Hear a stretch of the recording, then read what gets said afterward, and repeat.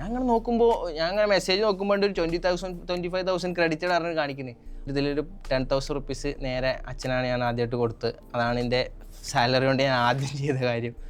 ഇന്ന് നമ്മുടെ കൂടെയുള്ളത് ഗൗതം കൃഷ്ണ പി ആണ്. ഗൗതം ഖത്തർ ബേസ്ഡ് കമ്പനിയായ കാർബൺ ബ്ലൂ ഗ്ലോബലിലെ ഡിജിറ്റൽ മാർക്കറ്ററാണ്. കൂടാതെ IIDT എസ്കലയിലെ അലുമിനിയാണ്. I welcome you Gautham. Gautham എസ്കലയിൽ ജോയിൻ ചെയ്യുന്നതിന് മുന്നേ ഉള്ള ഗൗതമിന്റെ സിറ്റുവേഷൻ എന്തായിരുന്നു? ഞാൻ +2 കഴിഞ്ഞതിന് ശേഷം കൊമേഴ്സ് എടുത്തായിരുന്നു. കൊമേഴ്സ് എടുത്ത ആ സമയത്ത് എല്ലാ ആൾക്കാരും CA CMA അങ്ങനത്തെ ഒരു ഫീൽഡിലോട്ട് പോവാന്നുള്ളൊരു ഇതായിരുന്നു. കൊമേഴ്സ് എടുക്കാൻ കാരണം എനിക്ക് സയൻസ് ഭയങ്കര തീരെ ഇഷ്ടമുണ്ടായിരുന്നില്ല ആ സമയത്ത്. മാത്സ് ഉണ്ടായതുകൊണ്ട് മാത്സ് എനിക്ക് ഭയങ്കര ബുദ്ധിമുട്ടായിരുന്നു. പക്ഷേ മാത്സ് പോലെയല്ല, അക്കൗണ്ട്സ് ഉണ്ട് ഒബ്വിയസ്ലി ഇൻ കൊമേഴ്സ്. പക്ഷെ എന്നാലും അക്കൗണ്ട്സ് മാത്സിന് വെച്ച് നോക്കുമ്പോൾ കുറച്ച് സിമ്പിളായിട്ടാണ് എനിക്ക് തോന്നിയിട്ടുള്ളത്. ആ ഒരു ഇതുകൊണ്ടാണ് ഞാൻ കൊമേഴ്സിലോട്ട് വന്നത്. ഞാൻ കൊമേഴ്സിൽ എടുക്കണ സമയത്ത് എനിക്ക് അതിൽ CA CMA ഉണ്ടെന്നൊന്നും അറിഞ്ഞൂടാ. പക്ഷേ ആ ഒരു സമയത്ത് തന്നെ ഞാൻ കൊമേഴ്സ് എടുത്തൊരു 4 or 6 months കഴിയുമ്പോൾ എൻ്റെ ഏട്ടൻ CAക്ക് ജോയിൻ ചെയ്തിരുന്നു. അപ്പോഴാണ് ഞാൻ അങ്ങനെ ഒരു കോഴ്സിനെ പറ്റി കേൾക്കുന്നത് തന്നെ. ആഫ്റ്റർ ദാറ്റ് ഞാൻ +2 കഴിഞ്ഞ് ഇറങ്ങിയിട്ട് എനിക്കൊരു 90% മാർക്ക് ഉണ്ടായിരുന്നു. ഞാൻ നേരെ CMAക്ക് ജോയിൻ ചെയ്തു. CMA ഇങ്ങനെ ഒരു ഫൗണ്ടേഷൻ പഠിക്കൽ തുടങ്ങി. ഫൗണ്ടേഷൻ പാസ്സായി. ഒരു 6 months കൊണ്ട് ഫൗണ്ടേഷൻ പാസ്സായി. പക്ഷേ ഞാൻ ഇൻ്റർമീഡിയറ്റിൽ എത്തിയപ്പോഴേക്കിനും പിന്നെയും കുറച്ചുകൂടി ടൈറ്റ് ആയിരുന്നു. ഫൗണ്ടേഷൻ മാരല്ല, ഭയങ്കര ടൈറ്റുള്ള പേപ്പേഴ്സാണ്. ആ സമയത്ത് ഫസ്റ്റ് അറ്റംപ്റ്റ് എഴുതി പാസ്സായില്ല, സെക്കൻഡ് അറ്റംപ്റ്റ് എഴുതി പാസ്സായില്ല. ഈ CA CMAക്ക് ഭയങ്കര പ്രശ്നം എന്ന് പറഞ്ഞാൽ നമ്മളെ മെൻ്റലി ഭയങ്കരമായിട്ട് തളർത്തി കളയും ഈ നമ്മൾ പരീക്ഷ പാസ്സായില്ലെങ്കിൽ. പിന്നെ ആ ഒരു സിറ്റുവേഷനിൽ ഡ്രോപ്പ് ചെയ്യാന്നുള്ളൊരു ഇതിലോട്ട് ഡ്രോപ്പ് ചെയ്യാനുള്ള ഒരു ഇതിലെത്തി. ഒന്നാമത് കുറച്ച് ഫാമിലി ഇഷ്യൂസ് കാര്യങ്ങളൊക്കെ വന്നപ്പോൾ ആ സമയത്ത് ഡ്രോപ്പ് ചെയ്യാന്നുള്ളൊരു ഇതായിട്ട് ഞാൻ നിർത്തി. ആഫ്റ്റർ ദാറ്റ് ഞാൻ ഏതെങ്കിലും ഒരു കോഴ്സ് എടുക്കാം, ജസ്റ്റ് കുറച്ച് ഈസ്റ്റിക്ക്. ഈ നമ്മൾ CMA പഠിക്കുന്ന സമയത്ത് ആദ്യം നമ്മൾ കോഴ്സിന് ജോയിൻ ചെയ്ത് നമ്മൾ ആദ്യം ക്ലാസ്സിന് പോകും. രണ്ടാമത്തെ അറ്റംപ്റ്റ് ചെയ്തുമ്പോൾ നമ്മൾ എന്തായാലും ക്ലാസ്സിന് പോകില്ല. ഒബ്വിയസ്ലി നമ്മുടെ അടുത്ത് നോട്ട് കാര്യങ്ങൾ ബുക്കൊക്കെ ഉണ്ട്, നമ്മൾ വീട്ടിലിരുന്ന് പഠിക്കും. അപ്പോൾ നമ്മൾ വീട്ടിലിരുന്നിട്ട് എനിക്ക് വീട്ടിൽ ഇനി ഇരിക്കാൻ പറ്റില്ല എന്നുള്ളൊരവസ്ഥ. വീട്ടിൽ നിന്ന് എങ്ങനെയും വേറെ എന്തെങ്കിലും പഠിക്കാൻ എവിടെയെങ്കിലും പോവാം. അങ്ങനെ ഒരു ഇതിലാണ് ഞാൻ വേറെ എന്തെങ്കിലും കോഴ്സ്. ഞാൻ ലോജിസ്റ്റിക്സ് നോക്കി, ഡിജിറ്റൽ മാർക്കറ്റിംഗ് നോക്കി, ഞാൻ എല്ലാം ഇങ്ങനെ നോക്കി അങ്ങനെ ഒരു പോയിന്റിൽ ലോട്ട് ഓഫ് ഡിജിറ്റൽ മാർക്കറ്റിംഗ് എന്ന് വെച്ചാൽ ലോജിസ്റ്റിക്സിക്ക് അത്ര ഇൻട്രസ്റ്റിംഗ് ആയിട്ട് തോന്നി. നമുക്ക് ഈ ലാപ്ടോപ്പ് കമ്പ്യൂട്ടർ അങ്ങനത്തെ ഇതിലൊക്കെ പണിയെടുക്കാൻ ഭയങ്കര ഇഷ്ടം. അപ്പോൾ ഞാൻ ഡിജിറ്റൽ മാർക്കറ്റിങ്ങിൽ തന്നെ അങ്ങനെ നിന്ന് നോക്കി കുറേ ഇൻസ്റ്റിറ്റ്യൂഷൻ ഉണ്ട്. പക്ഷേ ഒരു ഇൻസ്റ്റിറ്റ്യൂട്ട് എനിക്ക് ഇൻട്രസ്റ്റിംഗ് ആയിട്ടുള്ള ഒരു സാധനം തന്നിട്ടില്ല. എല്ലാ ഇൻസ്റ്റിറ്റ്യൂട്ടും പഠിപ്പിക്കും, അതൊക്കെ പറയുന്നുണ്ട്. ഇത്ര മാസത്തെ കോഴ്സാണ്, ഓഫ്ലൈൻ കോഴ്സാണ്. ഒബ്വിയസ്ലി ഞാൻ ഓഫ്ലൈൻ കോഴ്സാണ് നോക്കണം. എനിക്ക് വീട്ടിലിരിക്കാൻ പറ്റില്ല, ഞാൻ വീട്ടിൽ നിന്ന് എങ്ങനെയും പുറത്തിറങ്ങണം. മനസ്സിലായി. അപ്പോൾ ഞാൻ ഇങ്ങനെ നോക്കിക്കൊണ്ടിരിക്കാം. പക്ഷേ പഠിക്കണേൽ എന്തെങ്കിലും ഒരു കാര്യം കിട്ടും വേണം നമുക്ക്. വെറുതെ പഠിച്ചിട്ടും കാര്യമില്ലല്ലോ. അപ്പം എന്തെങ്കിലും കിട്ടാൻ വേണ്ടിയിട്ട് ഇങ്ങനെ നോക്കുകയാണ്. അങ്ങനെ ഞാൻ കുറേയൊക്കെ ഞാൻ പൊതുവെ സെർച്ച് ചെയ്തത് വെച്ചാൽ best digital marketing institute near me ഒക്കെ അടിച്ചു നോക്കി. അപ്പോൾ അതിലൊക്കെ കുറേ എണ്ണം വന്നു, ചിലവരൊക്കെ വിളിച്ചു നോക്കി.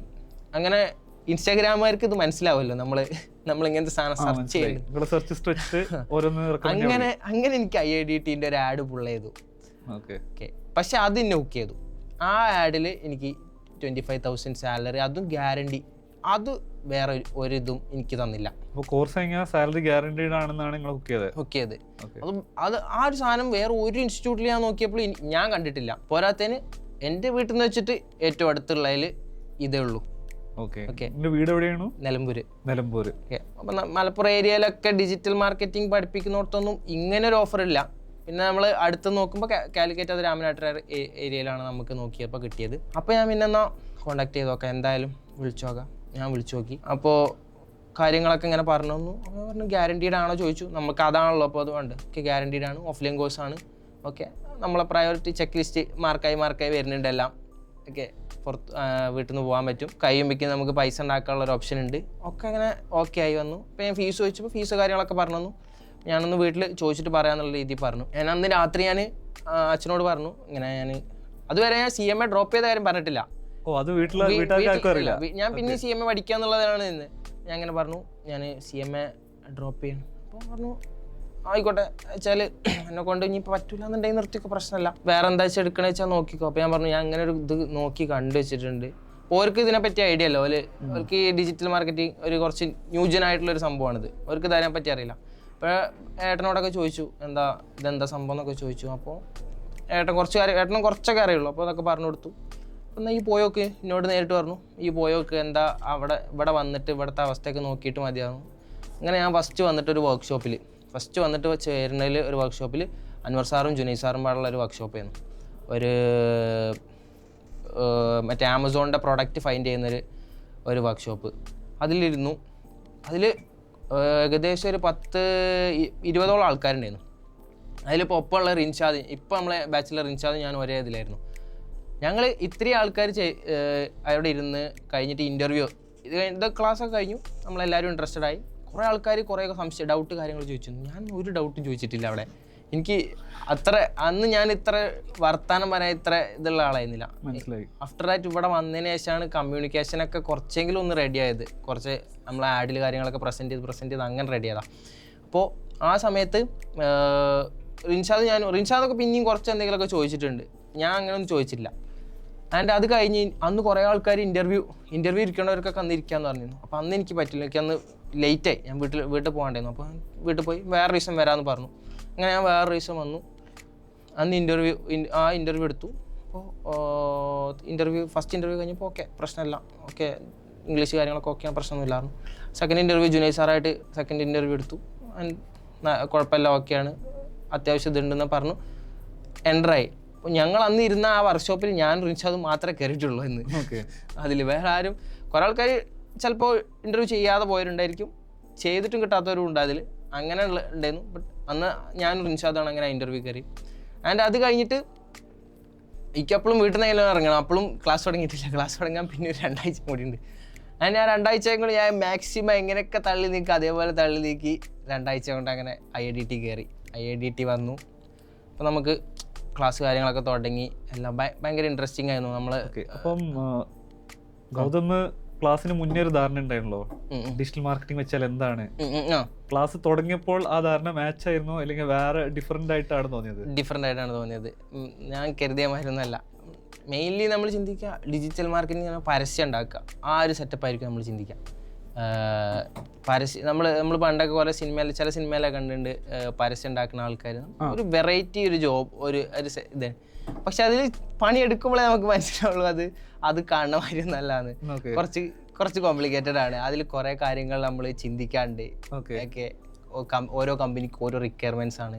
അതിൽ ചില മെയിൻറ്റെയിൻ ചെയ്യാൻ ഭയങ്കര പാടായിരിക്കും. ഓരോ കമ്പനീൻ്റെ SOP അനുസരിച്ചായിരിക്കും ചിലപ്പോൾ അവരുടെ ആഡ് വരിക. ഓക്കെ, ഇങ്ങനെ കുറേ കാര്യങ്ങൾ ഉണ്ടായിരിക്കും. ഇതൊക്കെ ഇനീഷ്യൽ സ്റ്റേജിൽ നമുക്ക് ഭയങ്കര ക്രിയേറ്റിവിറ്റിയാണ്. നമ്മൾ വലിയ ആഡ് ഉണ്ടാക്കി മറിക്കും, അതൊക്കെയാണ് നമ്മുടെ ഒരു ധാരണ. പക്ഷേ നമ്മൾ ആ ഒരു ലേണിംഗ് ഫേസിലേക്ക് എത്തിയ സമയത്ത് നമുക്ക് മനസ്സിലായി ഇങ്ങനെയൊന്നും അല്ല സംഭവം. ഇതിൽ കുറേ കാര്യങ്ങൾ പഠിക്കാണ്ട്. ഇതറിയാതെ നമുക്കൊരാട് മറക്കാൻ പറ്റില്ല സത്യം പറഞ്ഞാൽ. അങ്ങനെ നമ്മൾ അതിന് ഓരോ ബേസിക് കാര്യം തൊട്ട് നമ്മൾ പഠിക്കൽ തുടങ്ങി. ആഡ് മാത്രമല്ല, ആഡ് പറഞ്ഞാൽ ഓരോ പ്രൊഡക്റ്റിനും അതിൻ്റെയൊക്കെ ഇമ്പോർട്ടൻ്റ് ആയിട്ടുള്ള കാര്യം മനസ്സിലാക്കിയിട്ടാണ് നമ്മൾ ആഡ് ഉണ്ടാക്കുക. സോ നമ്മൾ പ്രൊഡക്റ്റിനെ ഫൈൻഡ് ചെയ്യണം, പ്രൊഡക്റ്റിനെ അനലൈസ് ചെയ്യണമൊക്കെ അതിൻ്റെ ആഡിൻ്റെ ഒരു ഇതാണ്. ഓക്കെ, അങ്ങനെ ഞങ്ങൾ ഇപ്പം നമ്മളതിൽ തന്നെ ബിസിനസ് പഠിപ്പിക്കലും ഉണ്ട്. അതേപോലെ തന്നെ നമുക്ക് ഓൺടർപ്രണർ ആവാനുള്ള ഒരു ഓപ്ഷനും ഉണ്ട്. അതേപോലെ തന്നെ ഡിജിറ്റൽ മാർക്കറ്റിംഗ് ഉണ്ട്. അപ്പോൾ ഞാൻ ഓൾറെഡി എന്താ വെച്ചാൽ ഒരു ജോബ് ഫേസ് എടുക്കുക എന്നുള്ളൊരു ഇതിലാണ് ഞാൻ വന്നത്. അതുകൊണ്ട് ഞാൻ അങ്ങനത്തെ ഒരു ബിസിനസ്സിൻ്റെ ഒരു ഇതിലേക്ക് വല്ലാതെ ചിന്തിച്ചില്ല. പക്ഷേ എന്നാലും നമുക്ക് ഒരു ഡിജിറ്റൽ മാർക്കറ്റർ ആണെങ്കിലും നമ്മൾ ബിസിനസ്സിനെ പറ്റി ഒരു മീഡിയം കാര്യങ്ങളിൽ അറിഞ്ഞിരിക്കണം. നമ്മളൊരു കമ്പനി വർക്ക് ചെയ്യുമ്പോൾ ആ കമ്പനി എന്ത് ബിസിനസ്സാണ് റൺ ചെയ്യണത്, അതിന് വേണ്ടിയിട്ട് അപ്പോൾ അവർക്ക് വേണ്ടി നമ്മൾ സ്ക്രിപ്റ്റ് എഴുതുമ്പോൾ, അവർക്ക് വേണ്ടി നമ്മൾ ആഡ് ക്രിയേറ്റ് ചെയ്യുമ്പോൾ അതൊക്കെ നമ്മൾ ചിന്തിക്കണം. അതിലെന്തൊക്കെ വരുത്തണം, ഓക്കെ, അവരെന്തൊക്കെയാണ് നമ്മുടെ നിന്ന് എക്സ്പെക്റ്റ് ചെയ്യുന്നത്, ഇങ്ങനത്തെ കാര്യങ്ങളൊക്കെ നമ്മളതിന് മനസ്സിലാക്കണം. സോ ഒബ്വിയസ്ലി നമ്മളൊരു ബിസിനസ് അറിയുന്ന ആൾക്കാരുടെ കൂടെ നിന്ന് പഠിക്കുന്നത് അത് ഒരു വേറെ തന്നെ അതാണ്. ഇപ്പം നിങ്ങൾക്ക് ക്ലാസ്സിന് നടക്കുകയാണെങ്കിലും ഏറ്റവും ഇൻട്രസ്റ്റിംഗ് ആയി തോന്നിയ ടോപ്പിക്കോ സബ്ജക്റ്റോ ഏതായിരുന്നു? ഒന്ന് എനിക്ക് ഭയങ്കര ഇൻട്രസ്റ്റിംഗ് ആയിട്ട് തോന്നിയത് ഫിനാൻഷ്യൽ മോഡലിംഗ് ആണ്. അത് ഞാൻ ആദ്യമായിട്ടാണ് കേൾക്കണേ. അങ്ങനെ ഒരു സംഭവം ചെയ്യാൻ പറ്റുമെന്ന് ഒരു ബിസിനസ് തുടങ്ങുന്നതിന് മുന്നേ ഒരു അപ്രോക്സിമേറ്റ് ആ ബിസിനസ് തുടങ്ങിക്കഴിഞ്ഞാൽ ജയിക്കില്ലെന്ന് അങ്ങനെ ചെയ്യാൻ പറ്റും എന്നുള്ളതൊക്കെ പൊതുവെ ആൾക്കാർ തുടങ്ങി പൊട്ടി അങ്ങനെ പ്രാക്ടീസ് ആവലാണ്. ഇത് ഒരു ഏകദേശം നമുക്ക് മനസ്സിലാക്കാൻ പറ്റും എന്നുള്ളതൊക്കെ ആ ഒരു ഫൈനാൻഷ്യൽ മോഡലിങ്ങിലാണ്. പിന്നെ നമ്മൾ മെയിൻലി നമ്മൾ ആഡ് ഓരോ കമ്പനിയിൽ എന്ന് വെച്ചാൽ നമ്മൾ പഠിച്ച സമയത്ത് വല്ലാതെ നമുക്കുള്ള അതിൽ എക്സ്പെർട്ടൈസ്ഡ് ആയിരുന്നില്ല, എന്നാലും ഓക്കെയാണ്. ബട്ട് നമ്മൾ കമ്പനി കയറി അത് ചെയ്തപ്പോൾ ചെയ്ത് ക്ലാസ്സിൽ പഠിച്ച സാധനം തന്നെ കമ്പനിയിൽ അപ്ലൈ ചെയ്തപ്പോഴാണ് മനസ്സിലായത്. ഓ അതെ, അതാണ് സംഭവം. ക്ലാസ്സിൽ പഠിച്ച സാധനം കമ്പനിയിൽ അപ്ലൈ ചെയ്യുമ്പോഴാണ് എക്സാക്ട്ലി അതിനും കൊണ്ടില്ല ചില കാര്യങ്ങളൊക്കെ നമ്മൾ അപ്പോൾ അന്ന് സാറന്മാർ പറഞ്ഞു തരുമ്പോൾ ഇതിപ്പോൾ നോക്കിയിട്ട് കാര്യമുണ്ടോ വെച്ചാൽ ഇതിപ്പോൾ അവിടെ മെയിൻറ്റെയിൻ ചെയ്തിട്ട് കാര്യമുണ്ടോ. പക്ഷെ ആ സാധനം കമ്പനിയിലെത്തുമ്പോൾ നമ്മൾ ഷുവറാണ് നമുക്കത് ചെയ്തേ പറ്റൂ. അപ്പം നമുക്ക് അതിൻ്റെ ഇമ്പോർട്ടൻസ് മനസ്സിലാവും. ഇപ്പം നിങ്ങൾ തുടക്കത്തിൽ പറഞ്ഞിരുന്നല്ലോ ഗൗതം, അതായത് നിങ്ങൾ കണ്ട ആഡിൽ ഒരു 25,000 ജോബ് ഗ്യാരണ്ടി പറഞ്ഞിട്ടുണ്ട്. അപ്പോൾ 25,000 ജോബ് കിട്ടിയെന്നോ? 25,000 ജോബ് കിട്ടിയിട്ടുണ്ട്. ഓക്കെ, എവിടെയാണ് പ്ലേസ്ഡ് ആയത്? CPG പറഞ്ഞ ഒരു കമ്പനിയാണ്, ഖത്തർ ബേസ്ഡ് കമ്പനിയാണ്. കൺസ്ട്രക്ഷൻ അതേപോലെ തന്നെ സിവിൽ എഞ്ചിനീയേഴ്സിനൊക്കെ പ്ലേസ്മെൻറ്റ് ഗ്യാരണ്ടി അങ്ങനെയൊക്കെ എൻട്രി ആയിട്ടൊക്കെ കൊളാബ് ചെയ്ത് വർക്ക് ചെയ്യുന്നൊരു കമ്പനിയാണ്. കറൻ്റ്ലി നമുക്ക് കൊച്ചിയിൽ ഓഫീസുണ്ട്. ഞാനിവിടെ റിമോട്ടായിട്ട് കോഴിക്കോട് നിന്നിട്ടാണ് നമ്മുടെ കിൻഫ്രയിൽ, രാമനാട്ടര കിൻഫ്രയിൽ നിന്നിട്ടാണ് ഞാൻ വർക്ക് ചെയ്യുന്നത്. അങ്ങനെയാണ് വർക്ക് ചെയ്യുന്നത്. അപ്പോൾ അവിടുത്തെ ജോബായിട്ട് എന്ത് ടൈപ്പ് വർക്കുകളാണ് ഗൗതം ചെയ്യുന്നത്? മെയിൻലി അവിടെ എനിക്ക് കിട്ടിയ ടാസ്ക് എന്ന് വെച്ചാൽ പ്ലേസ്മെൻ്റ് ആണ്. നാട്ടിലെ സിവിൽ എഞ്ചിനീയറിംഗ് പാസ്സായിട്ടുള്ള ആൾക്കാർ നമ്മളവിടെ ട്രെയിനിങ് കൊടുക്കും. അവിടെ ഒരു കമ്പനീനെ എങ്ങനെ അപ്രോച്ച് ചെയ്യണം, എങ്ങനെ ഇൻ്റർവ്യൂ പാസ്സാവണം, എങ്ങനെ എന്തൊക്കെ കാര്യങ്ങൾ ഇൻ്റർവ്യൂസിൽ പറയണം. അപ്പോൾ അതിന് വേണ്ടിയിട്ട് ഉള്ള ആഡ് പ്രിപ്പയർ ചെയ്യും. ഈ കൈൻഡ് ഓഫ് ആൾക്കാരെ നമുക്ക് കിട്ടാനുള്ള ആഡ് സ്ക്രിപ്റ്റ് ഞാൻ തന്നെ എഴുതും, ആഡ് ഷൂട്ട് ചെയ്യും, ഞാൻ തന്നെ റൺ ചെയ്യും. ആൻഡ് അതിൽ നിന്ന് വരുന്ന ലീഡ്സിനെ ഞാൻ തന്നെ കോൾ ചെയ്ത് സംസാരിച്ച് അവരോട് കാര്യങ്ങൾ ഇതാക്കി കൊടുക്കും. ആൻഡ് കൺവേർട്ട് ചെയ്തിട്ട് അവരെ കോഴ്സിലോട്ട് കൊണ്ടുവരും. അപ്പോൾ അത് എൻഡ് ടു എൻഡ് ഗൗതമാണ്? എൻഡ് ടു എൻഡ് എന്ന് ഞാനായിരുന്നു നോക്കിയിരുന്നത്. ഇതിൽ ഏതൊക്കെ സോഫ്റ്റ്വെയർസ് ഗൗതം യൂസ് ചെയ്യുന്നത് ഇപ്പോൾ ഈ പറഞ്ഞ എല്ലാ സ്റ്റെപ്സിലും? മെയിൻലി നമ്മൾ ആ സമയത്തൊക്കെ നമ്മൾ ഷൂട്ട് ചെയ്യുന്ന ഒന്ന് ക്യാമറ നമ്മൾ കാര്യങ്ങളൊക്കെ യൂസ് ചെയ്യും. പിന്നെ നമ്മൾ എഡിറ്റ് ചെയ്യാൻ വേണ്ടിയിട്ട് ക്യാപ്കട്ട്, ഡാവിഞ്ചി റിസോൾവ് അങ്ങനത്തെ കാര്യങ്ങളാണ് യൂസ് ചെയ്തതെന്ന്. പിന്നെ അതിന് ശേഷം പിന്നെ എഡിറ്റ് ചെയ്തു. പിന്നെ അടുത്ത ആഡ് റൺ ചെയ്യലാണെങ്കിൽ മെറ്റാഡ്സ് യൂസ് ചെയ്യും. പിന്നെ നമ്മൾ ബിഗിന് അവസാനം നമ്മൾ കോൾ എത്തുമ്പോഴേക്കും CRM സോഫ്റ്റ്വെയർ ആയിട്ട് ബിഗിന് യൂസ് ചെയ്തിരുന്നു. ഓക്കെ, അപ്പോൾ ഇത്രയും സോഫ്റ്റ്വെയർസ് നിങ്ങൾ ഓരോ ക്യാമ്പയിനും ഇങ്ങനെ യൂസ് ചെയ്യുന്നുണ്ട്. ഓക്കെ, ജോബിൽ കയറിയപ്പോൾ എങ്ങനെയാണ് നിങ്ങളുടെ അവസ്ഥ? അതായത് ഒരു ഫസ്റ്റ് സാലറി കിട്ടിയപ്പോൾ ഗൗതം എന്താ ചെയ്തത് വെച്ചിട്ട്? എൻ്റെ ഫസ്റ്റ് സാലറി കിട്ടുന്ന ദിവസം ഞാൻ നാട്ടിൽ പോണ ദിവസം ഞാൻ നാട്ടിലേക്ക് കയറുന്നു എന്നോട് പറഞ്ഞു. ഫസ്റ്റ് സാലറി കയറുന്ന സമയത്ത് ഞാൻ കയറുമെന്ന് പറഞ്ഞു. ഞാൻ നാട്ടിൽ പോയിക്കൊണ്ടിരിക്കുന്ന ദിവസമാണ്. അപ്പോൾ എനിക്ക് ഫസ്റ്റ് സാലറി പറഞ്ഞാൽ ഞാനൊരു മന്തിൻ്റെ പകുതി തൊട്ട് അടുത്ത് വരെയാണ്. അപ്പോൾ അത്രേ കയറുള്ളൂ എന്നോട് പറഞ്ഞിരുന്നു. അപ്പോൾ അത്ര ആയിരിക്കും ഉണ്ടാവുക, നടക്കുന്ന ജോലിയുണ്ട് അത്രേ ഉണ്ടാവുള്ളൂ. ഓക്കെ, എന്നോട് അതാ പറഞ്ഞു. ഓക്കെ, ഞാൻ അതന്നെ എക്സ്പെക്ട് ചെയ്തിട്ടുള്ളൂ. പക്ഷെ എനിക്ക് കിട്ടിയത് ഫുൾ എമൗണ്ട് ആണ്. അതാണ് കോമഡി. ഒന്നാമത് ഇവർ മാറി അയച്ചതാണ്. ഇവർ പറഞ്ഞു അടുത്ത മാസം അത് കറക്റ്റ് ചെയ്യാന്നുള്ള രീതിയിൽ ഇവർ ഫുൾ അയച്ചു. 25,000 ഫുൾ അയച്ചു. ഞാൻ ബസ്സിൽ പോയിക്കണ സമയത്താണ് ഞാൻ അങ്ങനെ നോക്കുമ്പോൾ, ഞാൻ അങ്ങനെ മെസ്സേജ് നോക്കുമ്പോൾ ഒരു 25,000 ക്രെഡിറ്റഡ് പറഞ്ഞ് കാണിക്കുന്നത്. അപ്പോൾ തന്നെ ഞാൻ അമ്മേനെ വിളിച്ചിട്ട് പറഞ്ഞു ഞങ്ങളെ അക്കൗണ്ടിലേക്ക് ഒരു 10,000 ഇട്ടുതരാം, നിങ്ങൾ കയ്യിലിടുക്കി ഞാൻ വീട്ടിലെത്തുമ്പോൾ ഇങ്ങനെ ടൈം ആവും, ഒരു 8 മണി 8:30 9 മണി ആ ടൈം ആവും. അപ്പോൾ വഴുകും ആ സമയത്ത്. അപ്പോൾ നിങ്ങൾ കയ്യിലിടുക്കി പറഞ്ഞു ഞാൻ ആ സമയത്ത്. ഓക്കെ, അപ്പോൾ തന്നെ ഞാൻ അയച്ചു കൊടുത്തു. എന്നിട്ട് വീട്ടിലെത്തി ആദ്യം തന്നെ കിട്ടിയ ഇതിലൊരു 10,000 റുപ്പീസ് നേരെ അച്ഛനാണ് ഞാൻ ആദ്യമായിട്ട് കൊടുത്തത്. അതാണ് എൻ്റെ സാലറി കൊണ്ട് ഞാൻ ആദ്യം ചെയ്ത കാര്യം. ഞാൻ വേറെ എവിടെ ചിലവാക്കിയിട്ട് പോലില്ല, അതിൻ്റെ മുന്നേ അവിടെ കൊടുക്കുകയാണ് ചെയ്തത്. അപ്പോൾ ഫസ്റ്റ് കിട്ടിയ സാലറി നേരെ അച്ഛനെ അമ്മേൻ്റെ കയ്യിൽ സറണ്ടർ ചെയ്തു കൊടുത്തു. ഡൈസ്. ഇപ്പം കരിയർ ജസ്റ്റ് എൻ്റർ ചെയ്തിട്ടുള്ളൂ. അപ്പം ഗൗതമിൻ്റെ ഇനി നെക്സ്റ്റ് കരിയർ ഗ്രോത്തിനായിട്ട് ഗൗതം എന്തെങ്കിലും പ്ലാൻ ചെയ്യുന്നുണ്ടോ? അതായത് എന്തെങ്കിലും പുതിയ ടെക്നോളജീസോ സോഫ്റ്റ്വെയർസോ എന്തെങ്കിലും പഠിക്കുന്നോ അങ്ങനെ എന്തെങ്കിലും ചെയ്യുന്നുണ്ടോ? ഇപ്പോൾ കരിയറിൽ എൻ്റർ ചെയ്ത സമയത്ത് ഒബ്വിയസ്ലി ഞാനൊരു 20-21 വയസ്സുള്ള ഒരാളായതുകൊണ്ട് തന്നെ നമുക്കൊരു കറക്റ്റ് ഒരു ഓഫീസിൽ എങ്ങനെ വർക്ക് ചെയ്യണം, എങ്ങനെ പെരുമാറണം, അങ്ങനത്തെ കാര്യങ്ങളൊക്കെ നമ്മൾ പഠിച്ച് വരുന്നുള്ളൂ. അതിപ്പോൾ നമ്മുടെ ഈ ഒരു പ്രായത്തിൽ നമ്മൾ കയറണോണ്ട് നമുക്ക് അതിനെപ്പറ്റി ഇതിൻ്റെ മുന്നേ എവിടെയും വർക്ക് ചെയ്ത് ശീലമല്ല. ഒരു ഓഫീസിൽ നമ്മൾ എങ്ങനെയൊക്കെ അങ്ങനത്തെ കാര്യങ്ങളൊക്കെ ഇപ്പോൾ ഞാൻ മനസ്സിലാക്കി വരിക. പിന്നെ അതേപോലെ തന്നെ നമുക്ക് നമ്മളാ ഒരു ലൈഫ് കുറച്ച് മാറ്റങ്ങളുണ്ടായിരിക്കും. നമുക്ക് കുറേ സമയം പണിയെടുക്കാണ്ടായിരിക്കും. അപ്പോൾ അതൊക്കെ ഒന്ന് ബ്രെയിൻ ഒന്ന് മനസ്സിലാക്കി വരുമ്പോഴേക്കും നമ്മൾ ചിലപ്പോൾ നമ്മൾ പല സമയത്ത് ഡൗൺ ആയി പോലുണ്ട്. കുറേ നേരം വർക്ക് ചെയ്യണം, എത്ര നേരം വർക്ക് ചെയ്യണം. ഇത് അതിൻ്റെ ഒരു പാർട്ടാണ്. അപ്പോൾ നമ്മളത് അനലൈസ് ചെയ്ത് വരികയാണ്. അപ്പോൾ അതിലിങ്ങനെ പോയിക്കൊണ്ടിരിക്കുകയാണ്. ബട്ട് എപ്പോഴും ഗ്രോത്തിന് വേണ്ടിയിട്ട് തന്നെയാണ് നമ്മൾ നിൽക്കുന്നത്. നമ്മളിപ്പോൾ എപ്പോഴും നമ്മൾ കയറുന്ന കമ്പനി ആണെങ്കിലും നമ്മൾ ഗ്രോത്ത് ഉള്ള ടൈപ്പ് ഓഫ് കമ്പനി തന്നെ കയറാനാണ് മാക്സിമം നോക്കുക. അതാകുമ്പോൾ നമുക്ക് മാക്സിമം സാധനങ്ങൾ പഠിക്കാൻ കഴിയും. അതേ ഒരു സാധനം നമ്മൾ വേറൊരു കമ്പനിയിലേക്ക് നമ്മൾ പോവുകയാണെങ്കിൽ അവിടെ അപ്ലൈ ചെയ്യുമ്പോൾ നമുക്ക് ഇന്ന കാര്യങ്ങളൊക്കെ ചെയ്യാമെന്ന് പറയുമ്പോൾ ഒരു ഈസിലി നമുക്ക് പ്ലേസ്ഡ് ആവാൻ എളുപ്പമായിരിക്കും. അടുത്തൊരു കമ്പനിയിൽ നമുക്ക് ജോലി കിട്ടാൻ ഭയങ്കര എളുപ്പമായിരിക്കും. ഒബിയസ്ലി ഞാൻ ഇപ്പോൾ ഞാനൊരു ടെലിസിആർഎം സോഫ്റ്റ്വെയർ സെപ്പറേറ്റ്ലി ഇംപ്ലിമെൻറ്റ് ചെയ്ത് അത് completely ഓടിക്കുന്നുണ്ട്.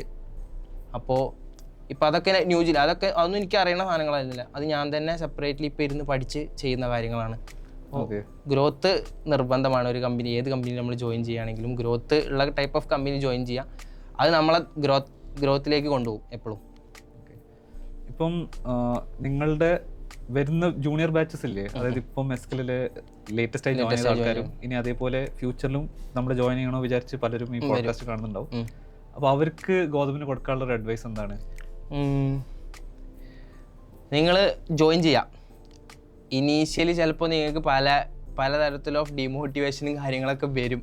But at the end നിങ്ങളതിൽ സക്സസ്ഫുൾ ആയിരിക്കും. ചിലപ്പോൾ പല ഡിമോട്ടിവേഷനും കാര്യങ്ങളും നിങ്ങൾക്ക് ഇനീഷ്യലി ഉണ്ടായിരിക്കാം. പക്ഷേ അറ്റ് ദ എൻഡ് നിങ്ങൾ സക്സസ് ആയിരിക്കും. സക്സസ് ആവും നമ്മൾ കൂടെ ഉണ്ടെങ്കിൽ. ഓക്കെ. പിന്നെ അതേപോലെ ഗൗതമിൻ്റെ ഒരു നെക്സ്റ്റ് 5 yearsൽ ഉള്ള പ്ലാൻസ് അല്ലെങ്കിൽ ഡ്രീംസ് അങ്ങനെ എന്തെങ്കിലും ഉണ്ടോ? അങ്ങനെ ചോദിച്ചാൽ ഡ്രീംസ് പറയുകയാണെങ്കിൽ 1-2 വണ്ടി എടുക്കണം, അങ്ങനത്തെ ഒക്കെ ഡ്രീംസുകൾ. വണ്ടി എടുക്കാനുള്ള പ്ലാൻ? എനിക്കൊരു ബൈക്കാണ് ഫസ്റ്റത്തെ പ്ലാന്. ഞാനൊരു എക്സ്പൾസ് ആ റേഞ്ചിലുള്ള ഒരു ബൈക്ക് എടുക്കാനാണ് പ്ലാന്. എനിക്ക് അഡ്വഞ്ചർ ടൈപ്പ് സാധനങ്ങളൊക്കെ ഇഷ്ടമാണ്. അഡ്വഞ്ചർ റാലി പുറത്തേക്കൊക്കെ അങ്ങനെ പോലെ മല കയറാൻ പോകണം അങ്ങനത്തെ സ്റ്റെപ്പിലൊക്കെ ഉള്ളതുകൊണ്ട് അങ്ങനത്തെ ബൈക്ക് എടുക്കാനൊരു പ്ലാൻ ഉണ്ട്. സൂൺ ഒരു 5 or 4 months എടുക്കും, ഉറപ്പാണ് അത്. പിന്നെ വീട്ടിലോട്ടൊരു കാർ എടുക്കണം എന്നുണ്ട്. അത് ഏത് കാറൊന്നുമില്ല, അത് വീട്ടുകാരെ കൊണ്ടുപോയിട്ട് വീട്ടുകാർക്ക് ഇഷ്ടപ്പെട്ടൊരു കാർ എടുക്കണം എന്നുള്ളതാണ്. അതാണ് ഇപ്പോഴുള്ള ഡ്രീം, ഇമ്മീഡിയറ്റ് ആയിട്ടുള്ള പ്ലാൻസ്. മെയിൻലി നമ്മളവിടെ ഹയറിങ്, അതേപോലെ തന്നെ അവിടെ പ്ലേസ്മെൻറ്റ്, ഇങ്ങനത്തെ കാര്യങ്ങളാണ് ചെയ്തുകൊണ്ടിരുന്നത്. അപ്പോൾ നമുക്ക് കുറേ ഹയറിങ് ഉണ്ടാവലുണ്ട്. ബഹ്റൈനിൽ കുറേ ആൾക്കാർ ഹയറിങ് ഉണ്ടാവാറുണ്ട്. പിന്നെ നമ്മളെ കമ്പനിയിൽ തന്നെ ഹയറിങ് ഉണ്ടാവാറുണ്ട്. അക്കൗണ്ടൻറ്റ്, വീഡിയോ എഡിറ്റർ, പല സാധനങ്ങളും ഉണ്ടാവാറുണ്ട്. അപ്പോൾ ഈ ഒരു സമയത്ത് മെയിൻലി നമ്മൾ പോസ്റ്റേഴ്സാണ് ഈ ഹയറിങ്ങിന് യൂസ് ചെയ്യുക. ഞാൻ ആ സമയത്ത് പോസ്റ്റേഴ്സ് ഇട്ട് വന്നപ്പോൾ ഭയങ്കര സ്പെൻഡാണ്. ആഡ് സ്പെൻഡ് ആയാലും നമുക്ക് ക്വാളിറ്റി ആയിട്ടുള്ള ലീഡ്സ് കാര്യങ്ങൾ കിട്ടാറില്ല. അപ്പോൾ ഒരു ദിവസം ഇന്ത്യയിലായിട്ടുള്ള ഒരു ഐഡിയക്ക് ഞാനൊരു ഹയറിങ് വീഡിയോ ചെയ്തിട്ട്, ഒരു അക്കൗണ്ടൻറ്റ് ഹയറിങ് ആയിരുന്നത്. ഒരു സമയത്ത് ഒരു 3 lakh above ആ വീഡിയോ 1-2 ആഴ്ചേൻ്റെ ഉള്ളിൽ അങ്ങോട്ട് കയറി. ഫുൾ തുരാ കോളായിരുന്നു. എനിക്ക് ആ ഫോണിലേക്ക് വേറെ ഒന്നും ചെയ്യാൻ പറ്റില്ല. അത്രയും മെസ്സേജും അത്രയും കോളായിരുന്നു അതിൽ വന്നത്. എൻ്റെ ആ അക്കൗണ്ടൻറ്റ് നമ്മൾ ഹയർ ചെയ്തെടുത്തിട്ടുണ്ടായിരുന്നു. അതേപോലെ തന്നെ ആ ഒരു സെഗ്മെൻറ്റിൽ ഞാൻ പിന്നെ അങ്ങോട്ട് ഹയറിങ് വീഡിയോസ് മൊത്തം എൻ്റേതായിട്ടുള്ള രീതിയിലാണ് ഞാൻ ചെയ്യാറ്. പോസ്റ്റേഴ്സ് എന്നുള്ളതിൽ ഞാൻ മാറിയിട്ട്. അപ്പോൾ അത് എനിക്ക് വലിയൊരു അച്ചീവ്മെൻ്റ് ആണ്. അത് ആ ഒരു കാരണം കൊണ്ട് തന്നെ ആ സമയത്ത് പേജ് കുറച്ച് ഡൗൺ ആയി കിടക്കുന്നു. ആ പേജും അത്യാവശ്യം നല്ല അപ്പായി ആ ഒരു ഒറ്റ വീഡിയോ കൊണ്ട് തന്നെ. മനസ്സിലായി, നല്ല റീച്ച് കിട്ടിയത്. അപ്പോൾ നമ്മൾ ഹയറിങ് ആഡിലൂടെ റൺ ചെയ്യുമ്പോൾ അഡ്വാൻറ്റേജ് എന്താണ്? ആഡിലൂടെ റൺ ചെയ്യുമ്പോൾ ഇപ്പം എനിക്ക് കിട്ടിയത് ഓർഗാനിക് ആയിട്ടുള്ള ലീഡ്സാണ്. ആഡിലൂടെ റൺ ചെയ്യുമ്പോൾ നമുക്ക് അത്രയും സ്പെൻഡ് ഉണ്ടാവും. കമ്പനിക്കാർ ഓർഗാനിക് ആയിട്ടാണ്, നമ്മളൊന്നും ഇത് ചെയ്തിട്ടില്ല. കംപ്ലീറ്റ്ലി ഒരു കണ്ടന്റ് ഇട്ടു, ഞാൻ നാളെ ബൂസ്റ്റ് ചെയ്യാന്ന് വിചാരിച്ചിരിക്കുന്നു. നാളെ ആഡിക്ക് റൺ ചെയ്യുക, ബൂസ്റ്റ് ഇതാക്കാൻ വിചാരിച്ചിട്ട് ആ ആഡ് ഷൂട്ട് ചെയ്ത് എഡിറ്റ് ചെയ്ത് കഴിയുമ്പോൾ വൈകുന്നേരമായിരുന്നു. അപ്പോൾ അത് അവിടെ ഇട്ടിട്ട് നാളെ റൺ ചെയ്യാന്നുള്ള രീതിയിൽ രാത്രി ഇപ്പോൾ എന്തായാലും ലീഡ്സ് ഒന്നും വരില്ലല്ലോ, അതുകൊണ്ട് അവിടെ ഇരുന്നോട്ട് വിചാരിച്ച് ഞാൻ പോയതാ. പിറ്റേ ദിവസം വന്നപ്പോഴേക്കും അത് കയറി 1 ലക്ഷത്തിൻ്റെ മുകളിൽ ആയിരുന്നു. അപ്പം തന്നെ രാത്രി ആയിരുന്നു. പിന്നെ കയറി, പിന്നെ അങ്ങോട്ട് 1-2 ആഴ്ച കൊണ്ട് 3 ലക്ഷം വ്യൂസ് കയറി. അപ്പോൾ പ്യൂർലി ഓർഗാനിക്കലാണ് ഹയർ ചെയ്ത് കൊടുത്ത്. ഇതേപോലെ CBGയിൽ വേറെ എന്തെങ്കിലും റോളിൽ വർക്ക് ചെയ്തിരുന്നോ? വേറെ ഏതെങ്കിലും ക്യാമ്പയിൻസ് അങ്ങനെയൊക്കെ? CBGയിൽ പിന്നെ എനിക്ക് ഫസ്റ്റിൽ ഒരു ടൈൽസിൻ്റെ ആഡ്, അവിടെ ഒരു ടൈൽസ് ഡിസ്ട്രിബ്യൂഷൻ ഉണ്ടായിരുന്നു.